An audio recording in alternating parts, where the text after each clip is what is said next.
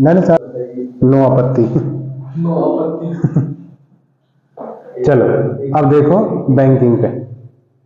तो सबसे पहले तो ये बताओ कि बैंक होता क्या है। एक ऐसा इंस्टीट्यूशन जो क्या करता है, हमें मतलब क्या कहते हैं, फाइनेंशियली ट्रांजेक्शन करता है, मॉनेटरी में ट्रांजेक्शन करे, मनी की भाषा। बैंक एक ऐसी संस्था है जो पैसे में लेन देन करता है, ठीक है, समझ में आ गई। ऐसा फाइनेंशियल इंस्टीट्यूशन जो मॉनेटरी टर्म में क्या करता है, ट्रांजेक्शन्स करता है, मॉनेटरी में ही ट्रांजेक्शन करता है, मनी की फॉर्म में। तो बैंक हमारे दो तरह के होते हैं, ठीक है, कौन कौन से, इस सिलेबस के हिसाब से चल रहे हैं। सेंट्रल बैंक और कॉमर्शियल बैंक, केंद्रीय और वाणिज्यिक, ठीक है। तो सबसे पहले हम खत्म करते हैं सेंट्रल को। देखो, तो सेंट्रल बैंक यानी कि केंद्रीय बैंक वो बैंक होता है जो सारे बैंकों को रूल करता है, ठीक है, जैसे आरबीआई, जैसे क्या वही है। सभी देशों का एक ही केंद्रीय बैंक होता है, ठीक है, जैसे हमारा है reserve bank of India, RBI, ठीक है, रिजर्व बैंक ऑफ। ये जितने भी और बैंक है ना, सब किसके, मतलब ये समझ लो, ये इस परिवार के सबसे बड़े बुजुर्ग व्यक्ति दादाजी हैं और वो उनकी संतान है, ठीक है। तो बैंकों का मुखिया कौन है, reserve bank of India, RBI. यही हमारा क्या है, केंद्रीय बैंक है, सेंट्रल बैंक। ये सारी बना लो। जूम कर रहे हैं, आरबीआई, ठीक है। अब चलते हैं, आरबीआई की स्थापना कब हुई थी। आरबीआई की स्थापना हुई थी 1935 में, ठीक है, 1935 में, 1935। और इसको जो रूल करता है वो है आरबीआई एक्ट 1934, ठीक है। अब जैसे इंडिया का कॉमर्स सेंट्रल बैंक कौन सा है, रिजर्व बैंक ऑफ इंडिया, वैसे ही अमेरिका का है, यूएसए का फेडरल रिजर्व सिस्टम, ठीक है। और ऐसे ही इंग्लैंड के बैंक का नाम है, इंग्लैंड के रिजर्व बैंक का नाम बैंक ऑफ इंग्लैंड, ठीक है। तो इनमें से एक एमसीक्यू बन सकता है भाई, हमारे इंडिया का सेंट्रल बैंक का नाम क्या है, reserve bank of India. USA के सेंट्रल बैंक का नाम क्या है, फेडरल रिजर्व सिस्टम। इंग्लैंड के रिजर्व बैंक का, सॉरी, सेंट्रल बैंक का नाम क्या है, बैंक ऑफ इंग्लैंड। आरबीआई की स्थापना कब हुई थी, 1 अप्रैल 1935 में। और कौन सा एक्ट फॉलो करता है, आरबीआई एक्ट 1934। इनकी हमारे सिलेबस में डेट नहीं है और मुझे भी याद नहीं, ठीक है। तो ये हो गए हमारे रिजर्व बैंक के कुछ, मतलब रिजर्व बैंक क्या है और रिजर्व बैंक कौन कौन से कहां, ठीक है, ये तीनों सिलेबस में है। अब बारी आती है कि सेंट्रल बैंक काम क्या करता है, जिसको हम कहते हैं फंक्शन ऑफ आरबीआई या केंद्रीय बैंक के कार्य क्या क्या है। सबसे पहला, सबसे इंपॉर्टेंट, इशूइंग करेंसी,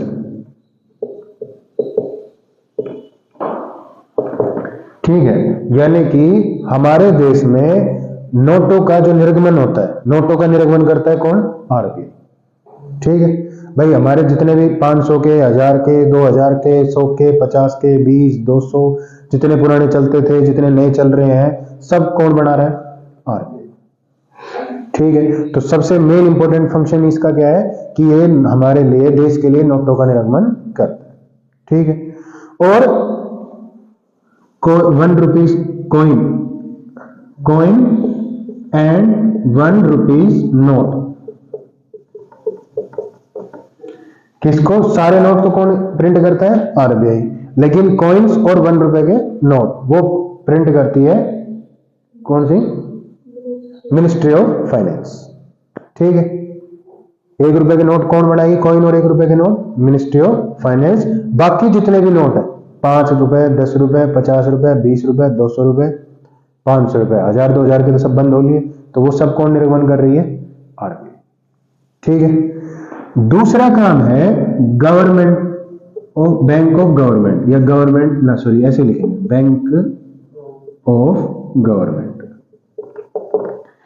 यानी कि जब गवर्नमेंट, जैसे गवर्नमेंट के पास टैक्स जाता है, ठीक है, गवर्नमेंट कोई भी खर्चा करती है, कोई भी रेवेन्यू रिसीव करती है, कोई भी पेमेंट एक्सेप्ट करती है, वो सारे किसके पास एडजस्ट होते हैं? आरबीआई। गवर्नमेंट को फाइनेंशियल हेल्प कौन करता है? आरबीआई। ठीक है, गवर्नमेंट को फाइनेंशियल एडवाइजर कौन है? आरबीआई। आरबीआई खुद ही है, वो तो छाप लेगा नोट जब भी पैसे जरूरत पड़ेगी। ठीक है, तो बैंकर, बैंक ऑफ गवर्नमेंट। ठीक है भाई, गवर्नमेंट की जितने भी फाइनेंशियल ट्रांजेक्शंस होती है, एक्सेप्ट करनी है, पेमेंट करनी है, एडवाइस देनी है, वो सब कौन हेल्प करता है? Reserve bank of India. इसका एक और काम भी है, इसको हम कहते हैं बैंकर ऑफ बैंक। जैसे देव के देव महादेव, ऐसे ही बैंकों का बैंक महाबैंक, यानी कि बैंकर ऑफ। यानी कि आरबीआई एक ऐसा बैंक है, जितने भी इस सिस्टम में, इकोनॉमी में बैंक है ना, सबको रूल करता है।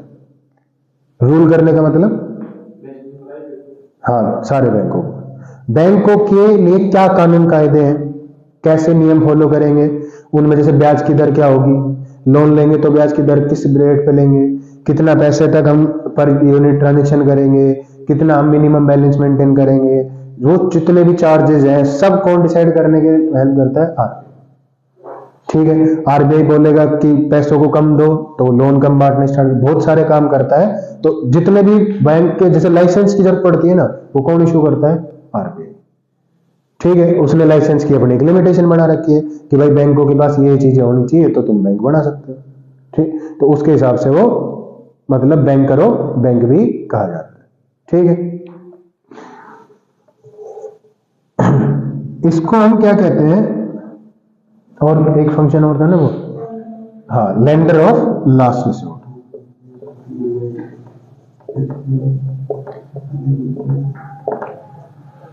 लेंडर ऑफ लास्ट रिसोर्ट क्या मतलब होता है?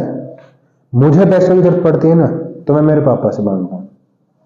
मेरे पापा को पैसों की जरूरत पड़ती है तो वो बैंक के पास जाते हैं। भाई बैंक में हमने जमा कर रखा होगा, बता नहीं रहा हूं मैं, समझा रहा हूं कहते थे हम पहुंच जाओ मेरे यार। ठीक है, तो बैंक को, हमारा पैसा कहां जमा है? बैंक में। ऐसे ही कॉमर्शियल बैंक, हम तो जो जहां ट्रांजेक्शन करते हैं वो कौन सा है? कॉमर्शियल बैंक, जो हमारे साथ लेन देन करते हैं। लेकिन कॉमर्शियल बैंकों का भी एक बैंक है, कौन? आरबीआई। तो कभी कॉमर्शियल बैंकों को पैसों की जरूरत पड़ती है ना, नीड होती है, तो वो किससे हेल्प मांगता है? आरबीआई। ठीक है भाई, तुम्हें 100 रुपए की जरूरत आई, 500 रुपए की जरूरत आई, तो कोई साथ नहीं दे रहा तो घर जाके मांग सकते हो ना, भाई मम्मी पापा मुझे 500 रुपए चाहिए, दे देंगे। तो ऐसे ही जब कॉमर्शियल बैंक का कोई नहीं होता है ना, तो वो लास्ट में किसके पास पहुंच जाता है? अब ऐसे क्राइसिस है ना, हमारे 2 ओकेजन है इंडिया में, देवउठनी ग्यारस और दीपावली। दीपावली एक ऐसा फेस्टिवल है जहां पे हर एक दुकानदार कुछ ना कुछ बेचता है और हर एक कस्टमर कुछ ना कुछ खरीदता है। कपड़े भी, बर्तन भी, झाड़ू भी, रसोई का सामान भी, बम पटाखे भी, और भी बहुत सारी चीजें, मिठाइयां भी, हर तरह के दुकान पर दुकानदारी। और जब लोग पैसे खर्च करने आएंगे तो उनके पास पैसे होने भी तो चाहिए, तो वो कहां से लेके आएंगे? चलो बैंक में चलते हैं, निकाल के लेके आते। पूरी जीवन की कमाई को ब्याह शादियों में लुटा देते हैं लोग। पिछले 20 साल से हर महीने 10-10, 20-20 हजार रुपए जोड़ रहा था, आज बेटी की शादी करी, बेटा की शादी करी, 50 लाख रुपए खर्च हो गए। ठीक है, तो एक देवउठनी ग्यारस पे एक सावा थोड़ी होता है, हजारों सावे होंगे। सबका पैसा कहां से आएगा? बैंक में जाके। तो एक टाइम में सारे लोग जाके खड़े हो गए कि ला भाई बैंक हमें पैसे दे हमारे। तो बैंक तो फकीर है, वो तो बैंक क्या करता है पैसों का? बैंक जो तुमने पैसे जमा कराए थे वो लोगों को लोन में दे रखे। अब उनसे थोड़ी कह देगा कि 5 साल के लिए लोन दे रखा है तो यार भाई पैसे दिए, वो धनी आ गए भाई, वो तो नहीं कर सकता ना, मैंने तो 5 साल के लिए ले लिया ना लोन, बस। तो ऐसे केस में, ऐसे क्राइसिस में, जब उनके पास ऐसे फाइनेंशियल क्राइसिस आते हैं तो वो किससे हेल्प मांगता है? आरबीआई। ठीक है, और वो आरबीआई उसको हेल्प भी करता है, इसलिए आरबीआई को हम लेंडर ऑफ लास्ट रिसोर्ट कहते हैं। ठीक है, अंतिम ऋणदाता इसको हम कहते हैं। ठीक है, तो आरबीआई क्या है? कॉमर्शियल बैंकों का अंतिम ऋणदाता। हमें पैसों की जरूरत पड़ती है, हम कॉमर्शियल बैंक के पास जाते हैं, और कॉमर्शियल बैंक को जरूरत पड़ती है तो, ठीक है, जो काम हमारे लिए कॉमर्शियल बैंक करता है वही काम आरबीआई कॉमर्शियल बैंकों के लिए करता है। मैं मेरे पैसे कहां जमा कराता हूं? कॉमर्शियल में। कॉमर्शियल कहां जमा कराएगा? आरबीआई। मैं लोन कहां से लूंगा? कॉमर्शियल से। आरबीआई कॉमर्शियल कहां से लेगा? आरबीआई से। समझ में आ गई बात? मेरे लिए फाइनेंशियल एडवाइजर कौन है? Commercial bank. भाई कितना सेविंग में जमा कराऊं, कितना टाइम डिपॉजिट में कराऊं, ऐसे करके एडवाइस दे सकता है ना। तो वहां पे काम कौन करता है? कॉमर्शियल बैंक होते हैं, आरबीआई। ठीक है, तो 4 फंक्शन बहुत है, क्योंकि मैक्सिमम क्वेश्चन क्या आएगा? 3 नंबर का। क्लियर हो गया इतना? अब हम हमारे चलते हैं कॉमर्शियल बैंकों के पास।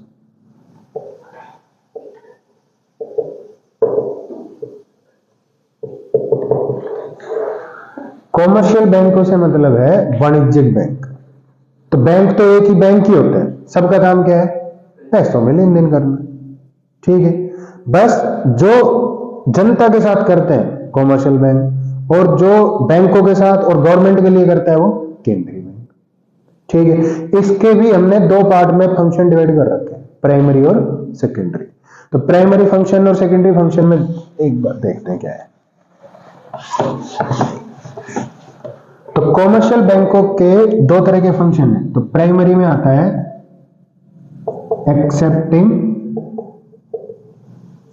डिपॉजिट, कि सबसे पहला काम उसका है, हम जो भी पैसे बैंक में जमा कराने जाएंगे ना, उसको स्वीकार करेगा कि ला भाई अकाउंट खुलवा दे, तू 10 लाख जमा करा, 50 लाख जमा करा, 100 रुपए जमा करा, सारा तेरे बैंक में तू जमा करा सकता है। ठीक है, इसको हम कहते हैं एक्सेप्टिंग डिपॉजिट। जो भी मैं जमा कराना, डिपॉजिट मतलब जमा कराना, एक्सेप्ट मतलब स्वीकार करना। तो जमाए स्वीकार करना उसका एक सबसे इंपॉर्टेंट काम।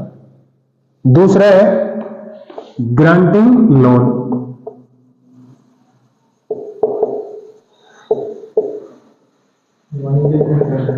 हाँ, वाणिज्यिक बैंक, कॉमर्शियल बैंक की है। ठीक है, ग्रांटिंग लोन का मतलब क्या है? कि जब मेरे पास एक्स्ट्रा पैसा था तो मैंने कहां जमा कराया? बैंक में, एक्सेप्टिंग डिपॉजिट। आज मुझे पैसों की जरूरत पड़ी, अब मैंने जमा तो करा रखे 10 लाख, मुझे जरूरत पड़ रही है 20 लाख की, तो मुझे फाइनेंशियली हेल्प चाहिएगी ना। तो उस केस में जब मैं बैंक से क्या करूंगा? लोन टेकन करूंगा ना, तो बैंक मुझे अप्रूव करके देगा। ठीक है, तो उस काम को कहते हैं ग्रांटिंग लोन। लोगों के लिए ऋण को, ऋण की मतलब ऋण उपलब्ध कराना, जिसको हम कहते हैं। ठीक है भाई, हमने पैसा जमा भी करा रखा है, अब जरूरी नहीं है मैंने जमा कराया 10 लाख तो मुझे जरूरत पड़े किसी थर्ड पार्टी को पड़ गई, तो वो जाएगा लिमिटेड फॉर्म लेके और उसको क्या कर देगा, मतलब जो भी उनकी फॉर्मेलिटी होगी पूरी करेगी और लोन अप्रूव कर देगी। ये तो हो गया हमारा प्राइमरी फंक्शन। दूसरा आता है सेकेंडरी फंक्शन। अब सेकेंडरी तो बहुत सारे हमारे, क्या होगा?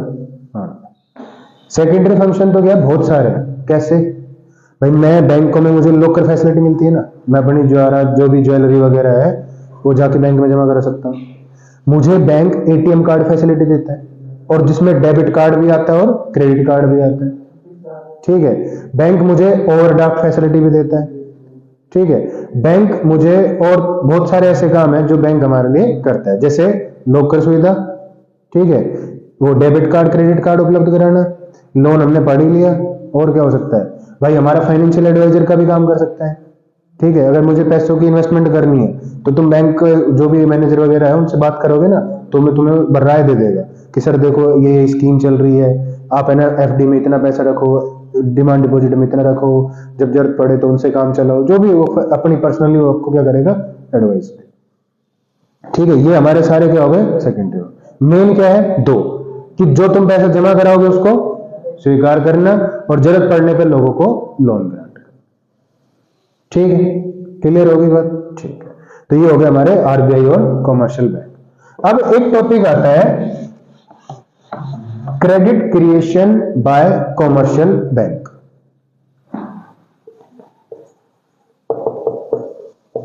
मुझे ऐसा लगता है इस बार यही क्वेश्चन आएगा, credit creation of by commercial bank.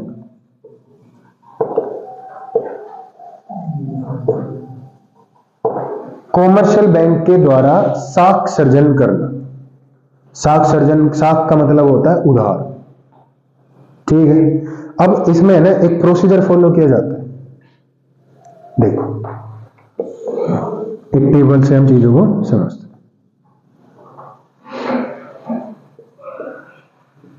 ये तो हमने राउंड लिखे, ठीक है। यहां पे मैं लिख रहा हूं हमारी इनिशियल डिपॉजिट। एक होता है लीगल रिजर्व रेशियो, ये भी बात करेंगे, और ये हो जाएगा ग्रांटिंग लोन।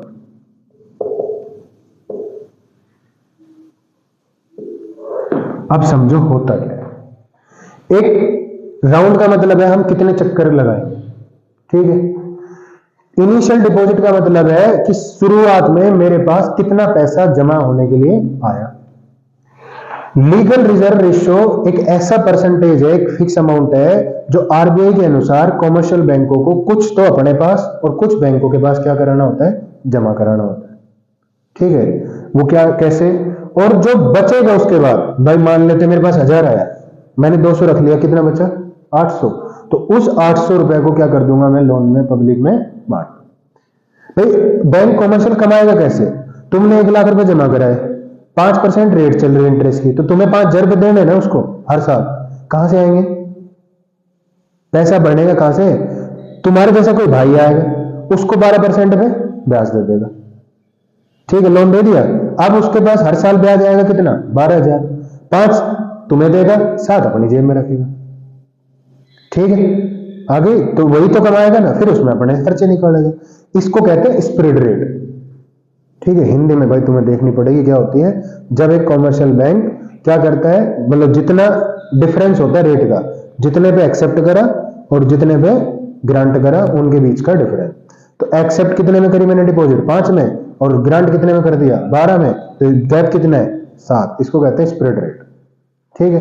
अच्छा, तो ये ऐसे करके इकोनॉमी में क्या किया जाता है, क्रेडिट क्रिएशन, उधार यानी कि साख का सर्जन किया जाता है। कैसे, राउंड फर्स्ट, यहां पे हम कुछ चीजें एक्सपेक्ट करके चलेंगे कि सारी ट्रांजेक्शन कैसे होती है, बैंक से होती है, ठीक है।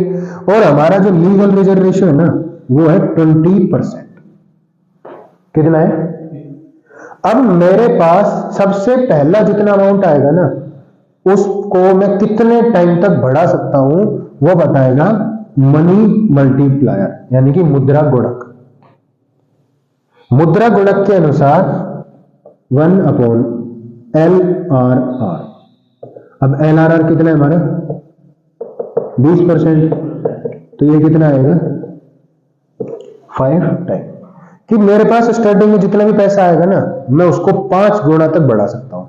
अब समझो कैसे, सपोज करते हैं कि सबसे पहले किसी व्यक्ति ने मेरे पास कितने रुपए जमा कराए, 1000। आरबीआई के आदेश अनुसार मुझे रिजर्व कितना करना है, तो 1000 का 20% कितना हो जाएगा, बच गए मेरे पास कितने, वो मैं पब्लिक में लोन के रूप में बांट दूंगा, ठीक है। अब जनरली हम लोन क्यों लेते हैं, हम लोग लोन, कोई मेरे पैसे मांगता है, कोई मुझे खर्च करनी है, कोई कुछ भी करना होता है ना, इनडायरेक्ट। ये तो नहीं ना कि मैंने लोन लिया और घर पे जाके तिजोरी में लगा के आरती कर रहा हूं, लोन पे नहीं होगा ना सर, मेरे को कहीं तो खर्च करना होगा ना। तो मैं सपोज कर रहा हूं कि मेरे पास जैसे मेरे को लोन मिला ना, मैंने लोगों की पेमेंट कर दी, और लोगों ने भी पैसे को कहां रखा, बैंक में। तो सेकंड राउंड में बैंक के पास कितने रुपए आ गए, 800। यही 800 घूम के किसके पास आ गया, बैंक के पास। अब बैंक वही पाबंद है बेचारा कि भाई 20% तो तू अपने पास रखेगा, तो यहां पे कितने हो जाएंगे, 160, और फिर से दोबारा कितने लोन अलाउ कर देगी, 650। मैंने क्या बोला, सारी ट्रांजेक्शन कैसे होगी, बैंक से। तो मैं पेमेंट करूंगा किसी दूसरे अकाउंट में जाएगी, तो वो पैसा बैंक को ही तो मिलेगा ना, ठीक है। तो थर्ड राउंड के अंदर अब की बार बैंकों के पास कितना आ जाएगा, फिर बैंक बेचारा बाउंड है, क्या 64 दूनी 128, कि 128 रुपए को क्या करे, अपने पास रखे, और 512 पब्लिक में इशू कर दे। ऐसे करते करते करते करते ये चलता ही रहेगा, और लास्ट कब पहुंचेगा, जब तुम्हारी इनिशियल डिपॉजिट कितने गुना ना हो जाए, 5 गुना। तो इनिशियल डिपॉजिट कितनी होगी, 5000। ये इसका सबका टोटल कितना आ जाएगा लास्ट राउंड में, जब लास्ट राउंड के बाद क्या आ जाएगा, 5000, ठीक है।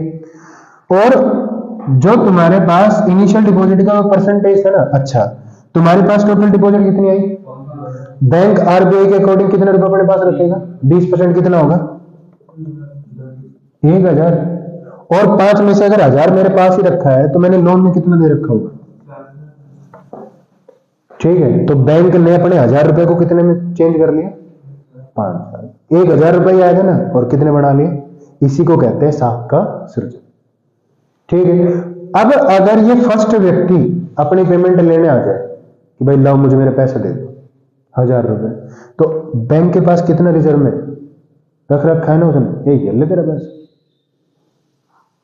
समझ में आ गई बात? इसी को कहते हैं मनी क्रिएशन, साख का सृजन का। कौन करता है ये? Commercial bank. अब तुम्हें यही लिखना है कि बैंक इनिशियली डिपॉजिट में से कुछ परसेंटेज अपने पास रखता है, बाकी को लोन में बांट देता है, और ये स्टेप तब तक फॉलो किया जाता है जब तक कि उसका जो लीगल रिजर्व रेशियो कितना ना आ जाए, 0 ना आ जाए। ठीक है, ये हमारी क्या ना हो जाए, ये सारी अमाउंट 0 ना हो जाए, तब तक ये क्या करते रहेंगे, फॉलो करते रहेंगे। और लास्ट, अब तुम्हें टेबल भी ऐसी बनानी है भाई। मान लेते हैं अब की बार अगर ये 10% है तो मैं 1000 का कितना रखता, कितना दे देता, 900। यहां पे कितना आता, मैं कितना रखता, कितना लोन पे दे देता, 810 पे। अब की बार जमा कितनी मांगता, कितना रख लेता अपने पास, कितना बच जाता, 789 हो जाएगा, जितना भी आएगा वो। ठीक है, जो भी अमाउंट आएगा। अब मुझे ये सर ये वाला अमाउंट में कैसे निकालू, मनी मल्टीप्लायर निकालो तुम उसका। अब की बार तुम्हारा लीगल रिजर्व रेशियो कितना है, 10%, 1 अपॉन, तो ये कितना आएगा, 10 टाइम्स कि, देखो मैं, अरे लीगल रिजर्व रेशियो से डिवाइड करना है, कितना है, 1 अपॉन में लीगल रिजर्व है रेशियो 10%, परसेंटेज हटाने के लिए 100 से मल्टीप्लाई कर दे, 10 से दाई 10 एकम 10 टाइम्स आ गया कि जितनी भी डिपॉजिट आएगी ना वो कितने गुना बढ़ेगी, 10 गुना बढ़ेगी। कितनी आई थी, 1000, 1000 का 10 गुना 10,000।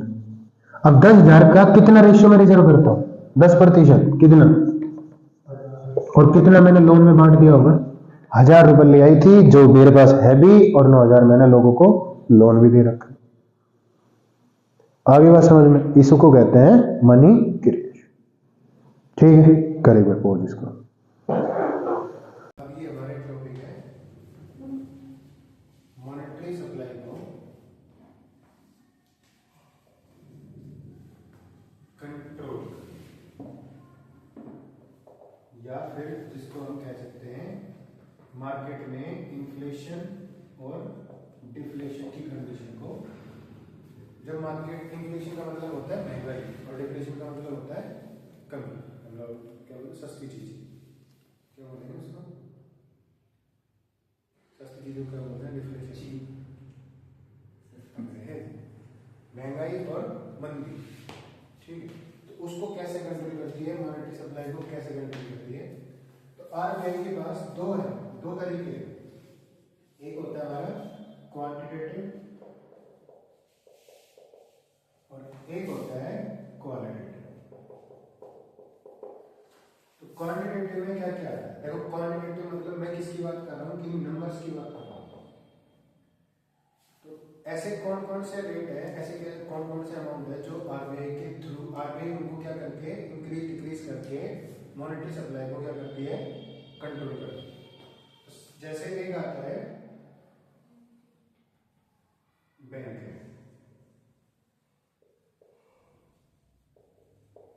एक होता है SLR, स्टैच्यूटरी लिक्विड रेशियो, एक होता है CRR, कैश रिजर्व रेशियो, एक होता है रेपो रेट, एक होता है रिवर्स रेपो रेट।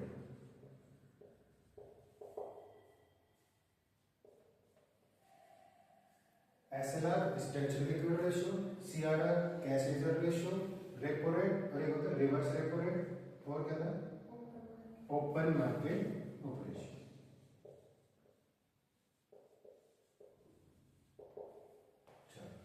अब हम इन पे बात करते हैं होती क्या है। तो बैंक रेट तो वो रेट होती है जिस पर आरबीआई क्या करता है, कमर्शियल बैंकों को लॉन्ग रन पीरियड के लिए, लॉन्ग है ना, लॉन्ग पीरियड के लिए क्या करता है, लॉन्ग पीरियड पे लोन प्रोवाइड कराता है, फाइनेंशियली हेल्प करता है। ठीक है, तो अगर बैंक रेट, आरबीआई क्या करता है, देखो पहले तो ये पता करो कि बैंक रेट होती क्या है। तो बैंक रेट क्या है, जिस रेट पर आरबीआई लॉन्ग टर्म पीरियड के लिए कमर्शियल बैंकों को लोन प्रोवाइड कराता है उसको कहते हैं बैंक रेट। और बैंक रेट अगर अभी मान लेते मार्केट में 6 चल रही थी, लेकिन आरबीआई ने क्या करा, इन्फ्लेशन की कंडीशन है, लोगों के पास महंगाई कब होती है, जब लोगों के पास ज्यादा पैसा होगा, ठीक है, तभी तो ज्यादा डिमांड करेंगे और महंगाई बढ़ जाएगी। तो इन्फ्लेशन के केस में क्या कर देगी, वो इंटरेस्ट रेट को 6 से काम न करा देगी 8। तो बैंक क्या करेगा, कम लोन ग्रांट करेगा, पैसों को थोड़ा कंट्रोल करेगा, इस तरीके से इन्फ्लेशन डिप्रेशन को कंट्रोल करेगा। अब इन्फ्लेशन डिप्रेशन हमारे पार्ट नहीं, हमारे पार्ट है क्वांटिटेटिव मेजर, कौन कौन से मॉनेटरी सप्लाई को कंट्रोल करना। तो एक आता है बैंक रेट, दूसरा है हमारा स्टैट्यूटरी लिक्विड रेशियो, वैधानिक तरल अनुपात, वैधानिक तरल अनुपात। जब आरबीआई के पास, कॉमर्शियल बैंकों के पास डिपॉजिट आते हैं, पैसे जमा होते हैं, तो उसका एक छोटा सा हिस्सा गवर्नमेंट नेशनल कॉमर्शियल बैंक किसके पास, एस यानी कि इट सेल्फ, किसके पास रखेंगे, स्वयं के पास जमा करके रखेंगे। तो एसएलआर से मतलब क्या है, वैधानिक तरल अनुपात। एसएलआर क्या होता है, ये हमारी इनिशियल प्रारंभिक जमा का, इनिशियल डिपॉजिट का एक फिक्स परसेंटेज होता है जो कॉमर्शियल बैंक अपने पास में ही रिजर्व रखता है। ठीक है, तो उसको हम कहते हैं statutory liquid ratio, part of initial deposit reserve with commercial bank itself. ठीक है, खुद के साथ ही अपने साथ क्या करेगा, रिजर्व करेगा। और सीआरआर क्या होता है, देखो ये दोनों कॉमन है, सारी चीजें सेम है कि मेरे पास जो भी इनिशियल डिपॉजिट आएगी उसका एक छोटा अमाउंट, एक फिक्स परसेंटेज जो कौन डिसाइड करता है, आरबीआई, उसको मैं किसके पास रखूंगा, इटसेल्फ। तो मैं क्या कहूंगा, स्टैट्यूटरी लिक्विड रेशियो। और उसमें से कुछ हिस्सा मैं किसके पास रखूंगा, सीआरआर यानी कि आरबीआई। तो हम उसको क्या बोलेंगे, उस पैसे को मैं कहां जमा रखूंगा, रिजर्व बैंक के पास। ठीक है, तो उसको हम बोलते हैं कैश रिजर्व रेशियो, तरल कोष अनुपात। ठीक है, तो ये हमारे हो गए सीआरआर। रेपो रेट से मतलब क्या है, रेपो रेट का मतलब है एक ऐसा रेट ऑफ इंटरेस्ट जो कॉमर्शियल बैंकों को आरबीआई शॉर्ट टर्म पीरियड के लिए लोन ग्रांट करता है। अगर लॉन्ग टर्म पीरियड के लिए लोन ग्रांट करेगा तो उस पर जो रेट अप्लाई होगी उसको तो कहेंगे बैंक रेट। और अगर शॉर्ट टर्म पीरियड के लिए लोन ले रहे हैं तो उसको हम बोलते हैं रेपो रेट। ठीक है, जब उन्हें फाइनेंशियल की हेल्प चाहिए, लोन ले लो, 5 साल के लिए लॉन्ग टर्म पीरियड के लिए चाहिए तो उसको बैंक रेट इंटरेस्ट बोलेंगे, और अगर शॉर्ट टर्म पीरियड के लिए चाहिए तो रेपो रेट। अब बात आती है हमारे रिवर्स रेपो रेट की।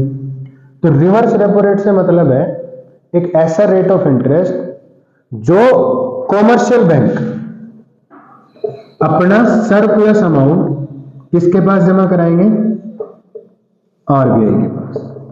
देखो कई बार बैंकों के पास भी फंडिंग ज्यादा हो जाती है, उनके पास डिपॉजिट ज्यादा है और लोन लेने वाले कम लोग हो जाते हैं, तो एक्स्ट्रा जो सरप्लस अमाउंट होता है वो क्या करेगा,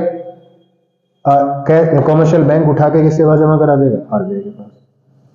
तो इस केस में जो आरबीआई जब उन्हें जो उनकी जमा पर, डिपॉजिट पर जो रेट प्रोवाइड कराएगा इंटरेस्ट, उसको हम क्या बोलेंगे, रिवर्स रेपो रेट बोलेंगे। ठीक है, रेपो रेट में बैंक लोन ले रहा है, रिवर्स रेपो रेट में बैंक लोन लाइक सरप्लस क्या कर रहा है, जमा करा रहा है आरबीआई के पास। ठीक है, यहां आरबीआई के पास रुपए जाएंगे और यहां कॉमर्शियल बैंक के पास रुपए जाएंगे, कहां से, आरबीआई से। ठीक है, ये सारे इंटरेस्ट रेट है और इनमें चेंज करके आरबीआई क्या करता है, मॉनेटरी सप्लाई को कंट्रोल करता है। अभी तक तो हमने क्या बोला, क्वांटिटेटिव, अब हम चलते हैं क्वालिटेटिव में। क्वालिटेटिव में हमारे पास 2 टॉपिक है, क्या क्या, एक तो है मॉरल सेशन और एक है मार्जिनल रिक्वायरमेंट। मोरल सैंक्शन का मतलब क्या है कि जब इन्फ्लेशन या डिफ्लेशन की कंडीशन चल रही होती है तो आरबीआई कमर्शियल बैंक को प्रेशराइज करता है। इन्फ्लेशन के केस में तो क्या बोलेगा कि तुम्हें कम लोन अलाउ करना है, और डिफ्लेशन के केस में क्या बोलेगा, ज्यादा से ज्यादा पब्लिक में लोन ग्रांट करो। ठीक है, तो उस केस में मतलब क्या चल रहा है, जब कई बार बैंक जाते हैं लोन के लिए तो बैंक फटाफट सारे फॉर्मेलिटीज पूरी करता है और लोन को ग्रांट करता है। तो उस केस में क्या चल रहा होता है कि आरबीआई ने उन पे प्रेशर बना रखा है कि ज्यादा से ज्यादा लोगों को लोन प्रोवाइड करो। ठीक है, तो इसको तो हम मॉरल सेशन के नाम से जानते हैं। मार्जिनल रिक्वायरमेंट का मतलब क्या है, देखो ये क्या है, डिफरेंस वैल्यू किसके बीच, जो भी मैं लोन टेकन ओवर कर रहा हूं और उसके अगेंस्ट जो भी मैं मॉर्गेज जमा करा रहा हूं। ठीक है, मॉर्गेज सिक्योरिटी में जब जमा कराऊंगा तो उस केस का जो उसका जो डिफरेंस आएगा वो हमारे लिए क्या कहलाएगा, मार्जिनल रिक्वायरमेंट। सपोज मैंने 1 करोड़ रुपए के प्लॉट के अगेंस्ट लोन लिया और कमर्शियल बैंक ने कितना परसेंट इशू किया, 80%, तो मेरे को लोन कितने का मिलेगा, 80 लाख का। तो लोन तो 80 लाख का है और सिक्योरिटी 1 करोड़ की, कितने रुपए का डिफरेंस है, 20 लाख का। ये हमारे लिए क्या है, मार्जिनल रिक्वायरमेंट। तो हमारे जो लोन की जो फैसिलिटी है वो मार्जिनल रिक्वायरमेंट में भी क्या करती है, डिपेंड करती है। जितना ज्यादा रिक्वायरमेंट डिफरेंस होगा उतना कम लोन पब्लिक के फॉर्म फिल करेगी, और रिक्वायरमेंट मतलब सॉरी क्या बोलते हैं, हाँ, मार्जिनल रिक्वायरमेंट जितना कम होगा उतना लोन पब्लिक ज्यादा होगा। ठीक है, और ये हमारे हो गए आरबीआई के कंट्रोल मॉनेटरी सप्लाई को कंट्रोल करने के तरीके, क्वालिटेटिव और क्वांटिटेटिव। क्लियर।